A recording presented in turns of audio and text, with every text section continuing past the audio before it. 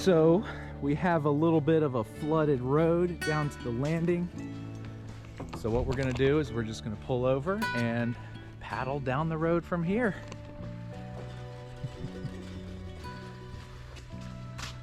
Always unexpected adventure on Black River. I gotta get a few photos.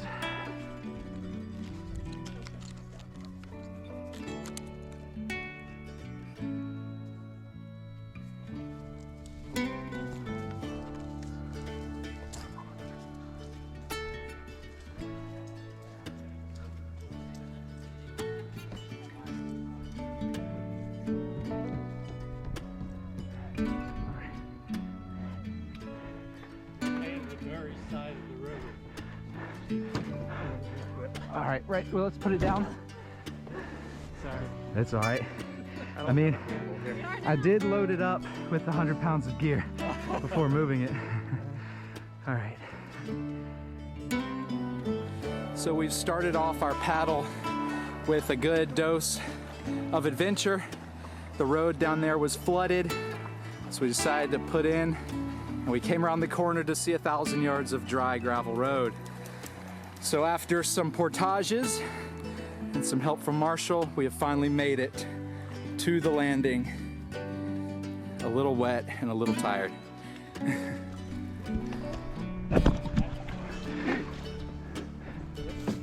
What? Like me to sweep? Oh, yes. Yes, please. It's a small group, so I think we should be all right, but we got a little bit of flow. There's a lot of flow. Sheltering towards the side, up against the trees, is usually the best way to avoid getting taken.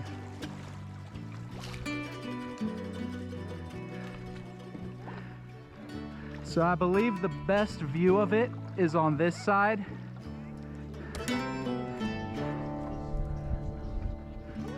So circling around to this side is probably going to be the best look at this first ancient cypress tree.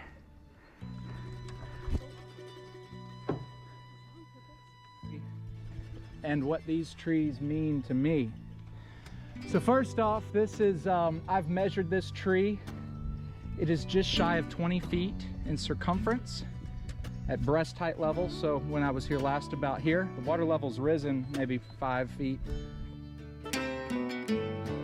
So I've been documenting, as many of y'all know, measuring and documenting a bunch of our giant trees like this one, and comparing some of the measurements and the dates with some of the trees measured in North Carolina at the Black River of North Carolina. And so this tree is about 19 feet. 19 feet, I believe this one was 19 feet 8 inches in circumference. And so cypress trees are one of the slowest growing trees out there. And this is actually the oldest wetland species in the world. So there's no older wetland based tree species. This tree itself could be 1,500 years old. It could be up to 2,000 years old. We'll never know without a core sample. And this tree specifically, we won't be able to core sample because it has a very unique feature. If y'all can look up to the top, it's been broken in half, and this tree is actually hollow all the way through. So what's really cool about these trees, and if we look all around and identify some of the other cypress trees, this area about 70 years ago, loggers came through and cleared out most of this swamp. This tree right here, because it was hollow, many of the large trees that were hollow, they didn't see any value in cutting them down, and so they left these. But you can imagine about 100 years ago, right before they came out and logged this, imagine this swamp full of massive trees, you know? Around every bend you would see one of these giants, possibly even older trees, much taller trees. So as these trees grow, they spread out their cypress knees out into the swamp. They send down a taproot straight down into the sand. This is sandy soil. And if y'all have ever seen cypress knees, we can look around Most of the knees are currently underwater, but throughout this paddle, you'll hopefully get a good view of a cypress knee. So the cypress knees are root structures that spread out laterally. And the knees of this great tree could take up about half of an acre. So they spread out really far. Much like if you've heard of like the aspen forest, there's an aspen forest where all of the trees are actually clones of each other and they spread out. Cypress trees are rather similar. They spread out. And so in growing so tall, having so much mass, they have to have this wide root of almost Velcro. The cypress knees are like Velcro. They're like interlocking fingers in this mud. And so they provide that lateral rigidity. And as the tree grows taller, woodpeckers start to bore holes into the tree. The limbs will fall off and create cavities. So the woodpeckers, they do their work. They hollow out small cavities, make their nests. Those nests then also become the homes of, at one time, Carolina parakeets, maybe passenger pigeons, other birds, raccoons, all sorts of wildlife. And over the centuries, water makes its way into those small cavities. And the cavities rot and they get larger. And the bugs get in there and they eat, which attracts the woodpeckers. And so over the centuries, those small individual nest cavities become an entire cavity within the entire tree. And that's not just happening by chance. I believe that that is an intentional adaptation, because as these trees grow so tall, we get hurricanes. And these trees would have so much mass if they stayed solid. And so the ability for them to shed their interior, to give homes to all of these cool critters in the process, to feed all these critters in the process, but also it's how these trees shed their weight and allow themselves to survive all the storms. Another interesting adaptation is, as you can see with this tree, they snap in half, but they keep growing. There's another large one over there that you can see is broken in half. A full-size, mature cypress tree, I've seen them about this size that are twice this tall. So they are, when you come upon one like that, and they're very rare that they haven't been broken, but it is a majestic tower out here in the swamp, and it's really impressive. I mean, this tree obviously is impressive. These trees, since they've been here so long, it can connect us to the many peoples that lived here, the nations of people that used this exact creek, this exact river. There are sites here where, just up the bend where we'll see in a little bit, where many pieces of pottery and all sorts of artifacts have been found. And so I will bet you everything I have that a native person at some point in time came and rested their hand upon this tree. And then through the years, obviously, the Europeans arrive, the Spanish arrive, the French and the British, and we know all that story, but this tree has been here and withstood and seen. It saw the loggers come in and clear out all of its brothers and sisters and children and grandchildren. At one point in time, with all the plantations in the area, there was the Underground Railroad. These trees often served as markers. There are trees large enough that you can take refuge inside of, have a campfire inside of, camp inside of. And so when we come out to these places, we can imagine, we all know that that railroad wasn't an actual railroad. It was a network of places where the escaped African slaves could take refuge and hide and slowly make their way north or south. And so these swamps were places where they would have found refuge. There would have been hidden spots out here in the swamp, out here in the forest, very similarly to Francis Marion. He had spots out here in the swamp to avoid the British. And so anytime I'm out here, I see these trees and I just reflect on the living history, the connection that this living creature has. And then we can also suppose, let's say it is 2,000 years old. Let's just say it is on that upper range. This tree could have been alive during the time of Christ. And I guess in a time that's getting so modern and things are moving so fast, it's incredible to have this ancient, slow-growing living organism that we can come and connect. And now y'all know where it is. We're not too far. So hopefully, before we leave, I'll get out the way. Everyone come up and give this tree a rub if you like. And we will make our way slowly back and down the bend. If you have any questions,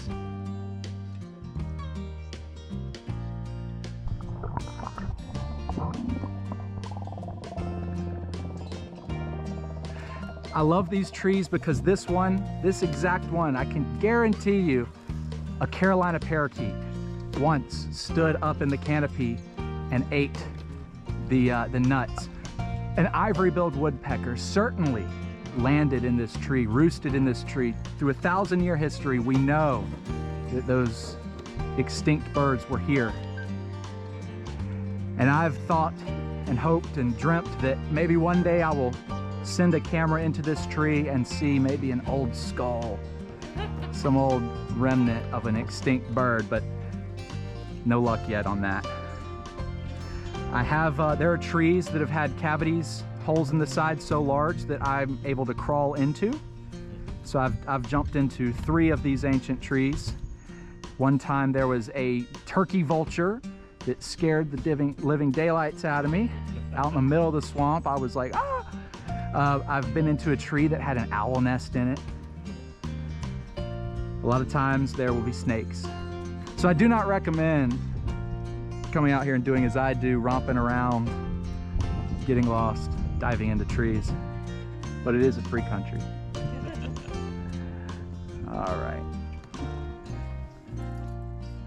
If we do, maybe we'll use the buddy system. Yeah, it's much more fun with 2 people getting it. Is that a way? No, it's not a way.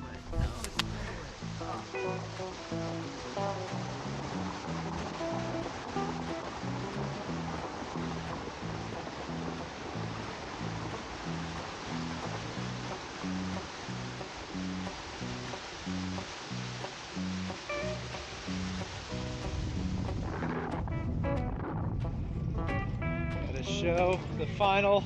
We all made it. No, Trey. Oh, this is perfect.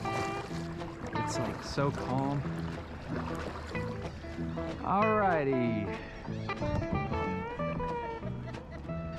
Everybody good? Gotta get that dog up there on the bow. All right.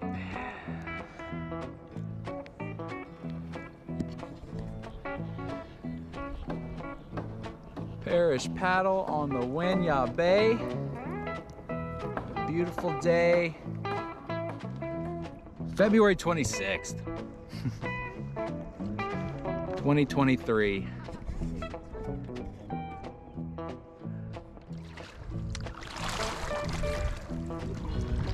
So this will be our classroom today.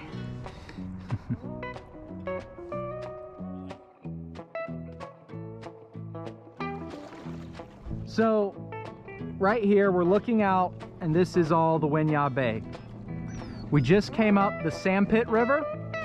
There are 5 rivers that flow into the Winyah Bay: the Sandpit, the Waccamaw, the Black, the Great PD, and the Little PD. The importance of the Winyah Bay, as I said earlier, this is the 3rd largest estuary on the East Coast. And so essentially the estuary is where the fresh water, black water and brown water, comes to meet the salt water from the ocean. Black water is water that's come through cypress swamps where all of the leaves and the nuts and the organic material comes down into the water and it stains the water kind of like tea does. And so hence we get black water. Brown water is essentially the same thing, except for there's more mud, there's more sediment, more minerals. And so the Waccamaw is a brown water, the Black is a black water, the Sandpit is a brown water, the PD is a black water. And so they all come and meet here in the Winyah Bay, and with all those minerals, all that organic material, this is the breeding ground for the shrimp and the fish, the redfish that come up the rivers to spawn, the stripers that come up the rivers. Just like, and this isn't the only place, obviously, you know, every little inlet, every bay, every river serves this purpose. The Winyah Bay is just so important because this is where so many rivers flow into one. It's important for microorganisms, so everything from algae to plankton, little shrimp, all the way up to macroorganisms, right? Shrimp and fish, dolphins. This is one of the areas, this and Cape Romaine is one of the areas where dolphins have been seen strand feeding, which is where they will drive a school of fish up to the shore or a sandbar. Dolphins will find locations where they can kind of corner the fish, and then you'll see them essentially breach themselves onto the bank and catch the fish that they drive up there. And this is a trait or a habit in dolphins that we only really see in this part of the world, which is pretty cool. Also, the North Atlantic right whale, which I believe it's the most endangered whale in the world, or it might be the most endangered large whale species in the world. There is a smaller porpoise type whale that's probably more endangered, but the North Atlantic right whale, there's about 400 individuals left. So if we go back into time, this area was very, very important historically to people, and the human history here, we can't really trace it exactly, but we can be pretty sure that around 15,000 years ago, there were people in this area. We know that because on the Savannah River, there's a site called the Topper Site, and that's where they have found a layer of artifacts that go back before the Younger Dryas impact. So we know that people have been here around, they were in the Carolinas around 15,000 years ago. As people do everywhere, they make their way to water sources, they make their way to the sea. There are shell middens. A shell midden is essentially a place where people cast off their oyster shells and clam shells, but they cast it off with a purpose. They used the shells to build up embankments, to build up circles. Right across the peninsula, we look across, that's the Waccamaw Neck, that's Hobcall Barony right there, the southern point of the Waccamaw Neck where we all live. Across that in North Inlet, these shell circles, these shell mounds, these shell middens. I heard that one of them they dated to about 4,000 years old.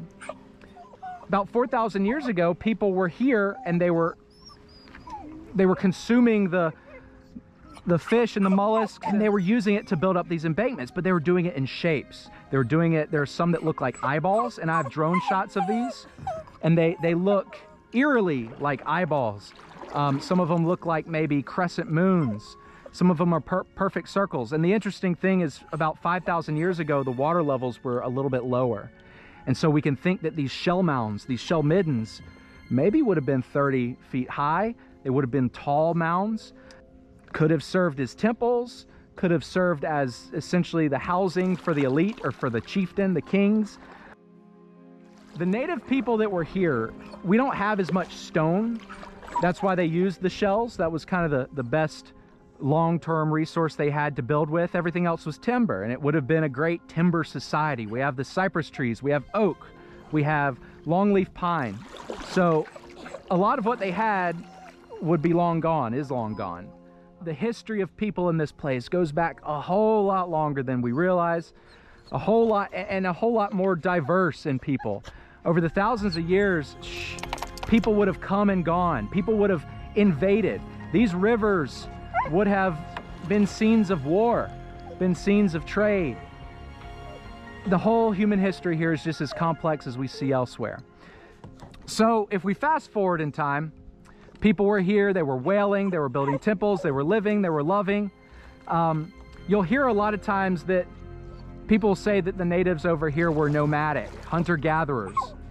And in the 1600s, 1700s, that was true, but there's a reason. And that was true because in the 1500s, the Spanish came and they brought the diseases. Prior to Spanish arrival, we have intricate pottery, we have these shell mounds, we have artifacts that show. Some of this pottery that has been found is so artistic and so intricate, we know that people weren't carrying that pottery with them all around. So there would have been people here permanently. Settlements of towns here. And then there also would have been nomadic people. There would have been the people, the young men maybe, the young men and women who don't want to settle in one place, who travel up these rivers, which would have been the highways. And so if you can imagine back, consider the people there were settlements, there were settled farmers, there were people here, but also there were people of the river that came and went and flowed. And when the Spanish arrived, it was the people that stayed, it was the settled people that were most vulnerable to the diseases, to slavery, to war. And it was the people that traveled on the waterways and the rivers. Those are the people that kind of kept the culture alive, and we'll get into that in a second. But this is a story of great firsts. The Spanish arrived off of the Winyah Bay, and they landed right off Pawleys Island in 1521. Luquez Vasquez de Ayllón was granted governorship of this entire, probably everything that we consider North Carolina, South Carolina, and Georgia. He was granted governance of all of it, and he named it Tierra de Ayllón, the land of Ayllón, after himself. In 1521, he sent a scouting ship captained by a man named Gordillo, and his goal was to leave Hispaniola, sail up the east coast, and to map out the shoreline and to find the largest bays for potential settlement. Ayllón initially, so during the same time, Cortez was decimating and warring with and capturing the Aztec in South America. And Ayllón was a political enemy of Cortez. So Ayllón decided to take the stance of anti-slavery. So he ordered Gordillo to sail up the coast, and he said, we need peaceful contact with these natives. So Gordillo, along the way in Florida, he met up with another ship, but this ship was a slaving ship, and it was captained by a man named Quejo, last name Quejo. And so Gordillo and Quejo got together, and they decided, well, there's a huge opportunity here. All these natives, there's a lot of opportunity to make a lot of money slaving. So screw what Ayllón says, we're gonna take this stance. They came up the coast to the Santee. Quejo went up the Santee Delta. And we know this because later on, Hernán de Soto, as he came through the Carolinas, he met people on the Santee River that had Spanish artifacts and that told a story of how 30 years prior, these strangers came up the river in this big boat, etc. So Quejo went up the Santee and never came back. Gordillo came to the Winyah Bay. He anchored off Pawleys Island, and for 3 days, they made first contact and traded with the natives, the Chicora. The native people of that time in this area, they called themselves the Winyah, the Chicora, and the Waccamaw. Now, those are the names of the tribes that were here at the time, but I do like to note that when we go back 4,000 years to the people that were building these shell middens out there in the marsh, well, over 4,000 years, people change names and cultures and people move, and we see all that happens in classical history. And so I'm not so sure that the people that were here were always the Winyah and the Waccamaw. And so as we call this the Waccamaw River, that's what they called it. But if you go back a couple hundred years, maybe it was named something else. So Gordillo came, he traded with the Winyah people and the Chicora people for 3 days, eventually enticed them onto the boat. It became this big attraction. When he enticed them onto the boat, they enslaved them, they captured them. I don't know exactly how it happened. I'm sure the guns and the swords, and I'm sure there was bloodshed, but they captured these natives on the boat. And then they sailed back up the coast, scouted out more land, and then eventually he headed back to Hispaniola. When he got back down there, Ayllón was furious that he captured slaves. By the time they made it to Hispaniola, many of the enslaved had actually died because of these diseases. And so by the time they made it down there, there was only a handful of them left alive, and Ayllón decided, well, take these natives, we're gonna baptize them and take them over to Europe, and we want the king and queen to meet these natives. And one of those young men, a teenager, was baptized and named Francisco Chicora, and Chicora was the name that he called for his people. We're the Chicora. And so Francisco Chicora was, he learned the language. Along the way, he saw his people die off. He probably witnessed some horrible, brutal things, but he's noted in the accounts for his smile and how jolly he was. And so this man, I believe he was a great genius. He essentially understood, I've got to trick these people. I've got to buddy up with them. I've got to captivate them, and that's how I will survive. And indeed he did. So he made it his way to Spain. He met the king and queen. He was the very first Native American to go to Europe, the very first indigenous person from this entire continent to set foot on Europe was a man from Pawleys Island. And no one tells that story. It's kind of wild. Eventually he made his way back in 1526. Ion decided, all right, we're gonna go ahead and we're gonna settle. We decided on this really large bay in Tierra de Ion, this bay, the Winyah Bay. We're gonna go start a settlement. So they loaded up 3 ships, 600 people, horses, pigs, cattle, everything you need to create a settlement, including 100 African slaves. This was 1526. They made their way over here with Francisco Chicora, the sole remaining native who was captured off of Pawleys Island, the only one that survived. He was the interpreter.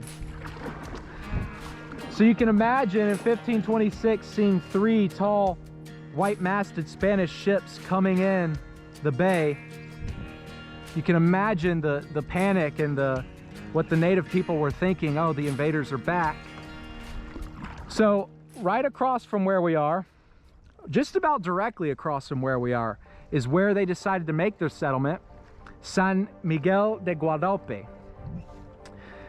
They probably had a few tents that they made. They probably created a fenced-in area for the cattle and for the horses and the pigs. The Spanish, when they got here, they started to explore these cypress swamps, and they took Chicora with them to meet the other natives. Pretty quickly, Chicora escaped. He got with his native people. It's the one that was captured on Pawleys Island. Went to Spain, met the king and queen, learned the language and all of it. The Spanish didn't last very long. At one point, their ship, the Capitana, the largest ship, they sunk the ship, and they still have not found it. So the Spanish, they took the other ship. The mosquitoes were terrible, the cypress swamps, the alligators. This was not the place they thought it would be. It was, I don't want to say hell on earth, but it was hellish to them. It was hot in the summer. And so they decided when the Spanish left, there was only 150 of them left living. So out of the initial 600 settlers and colonists, conquistadors, only 150 remained. We don't know how many enslaved Africans were still remaining, but they were left behind. So the very first enslaved Africans brought to America, and they were left. And I believe because of Chicora's situation, because of Chicora's enslavement, captivity, I believe that he most likely would have seen something in common with the Africans that were left behind. And so I believe it's more likely that they were assimilated. They were probably brought into the tribe, or they were left to their own devices. We'll never truly know. There are stories. 100 years later, when the English started to come up into this area, they described black Indians. And so perhaps those were the descendants of the first Africans that were left here in 1527. So the Spanish are driven out. They head back down towards Florida and pretty much the Carolinas, the land de Ion. Ion died. He caught a fever on the way back down to Hispaniola, and so the dream of this settlement was given up. The Spanish came back and forth. They had settlements in Florida that were very successful. They focused down there. In the mid-1600s, the French Huguenots started to make their way into the area. And that's how Charleston was founded. Old Charleston Fort was initially a French Huguenot fort. During the 1600s, the French and the Spanish pretty much battled back and forth over this inhospitable land. We fast forward even farther, and we get to the 1680s, the 1690s. That's when the first planters arrive. That's when the first English arrive, and they start to build the very first plantations. They know that this is a land of 5 rivers, that this is the third largest, at least probably at the time. They knew this was one of the largest estuaries. So they start constructing these plantations. They start to bring over African slaves. In the 1720s, Georgetown is officially founded. In the 1730s, the Georgetown Harbor becomes an official port of trade. Through the 1700s, indigo and rice were cultivated. By the 1750s, Georgetown, because of this harbor, because of all these rivers and plantation, because of the rice and the African ingenuity and labor, this was the wealthiest place in the world. This was the #1 exporter of rice in the world. This was the great wealth that drove the Confederacy. We all know what happened with the Civil War. This was very important militarily during the time. But right after the Civil War, a bunch of things happened. First off, the rice industry kind of collapsed because of no more enslaved labor.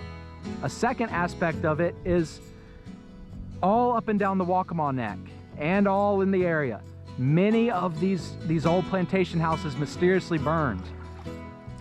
And what we know is most likely the enslaved or the recently freed rose up and burnt down these plantations. Also, it could have been Sherman's men. Sherman's march to the sea came down to Charleston. Well, he sent men up here into Georgetown County and they also burned a lot of these plantations. So a lot of the old plantation houses that we see, these are post-Civil War. They were built shortly after the Civil War. After the rice industry collapsed, the next great industry was the timber industry. Timber for boats. There were great shipyards here in Georgetown. Georgetown became a great maritime hub, shipyards being built, goods coming to and fro. The goods would then be shipped up the rivers. Georgetown was a very happening place. We can fast forward a couple years. I was born. Pretty much from there on out, we kind of know how history goes. And so one of the things that's important to me, and I hope as I continue doing these little paddles, is that one day we can get more kids and that we can grow this little group of people that love the rivers and love the water, that we can reconnect our children with the waterways and with the natural places, because as the world gets more digital, we lose connections to this. So I just bring that up because it's something y'all can think about. And I don't know if you have friends or families or nieces, nephews, grandchildren, whatever, children, bring them down here, bring them kayaking, show them these places, and explore this history. That's kind of it, a little bit of a ramble. We'll go ahead and paddle back, and we will go up to the shrimp boats and look at those real quick.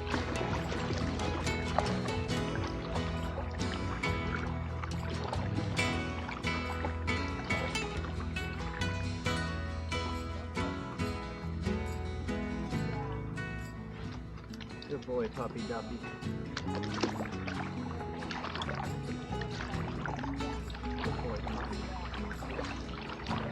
Alrighty, so this pretty much concludes. We'll paddle back now, unless y'all want to keep on going. You want to get out here.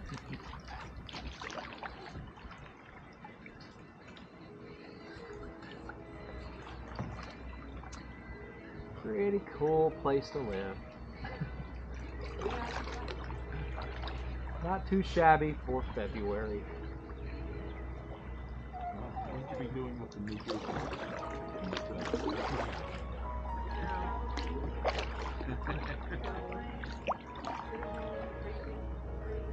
I'd be playing in the snow probably and getting sick.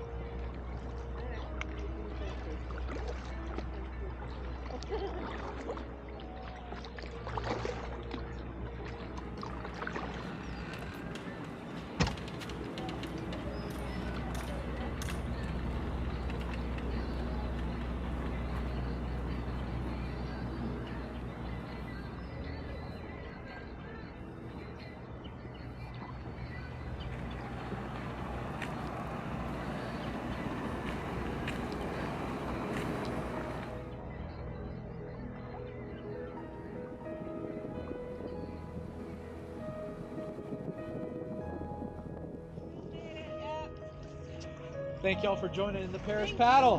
Thank you, Marsh. It was wonderful. We can't make the Trying out the new kayak. It's all right. We'll do one in March, and then I'll schedule maybe 2 for April, and then, you know, Good. try to do at least one every month. Okay. We just can't. Oh, there he goes. Trey. Hey, Atreyu, what are you doing? Come here. Here. Come here, puppy. You can't get in that truck. Trey.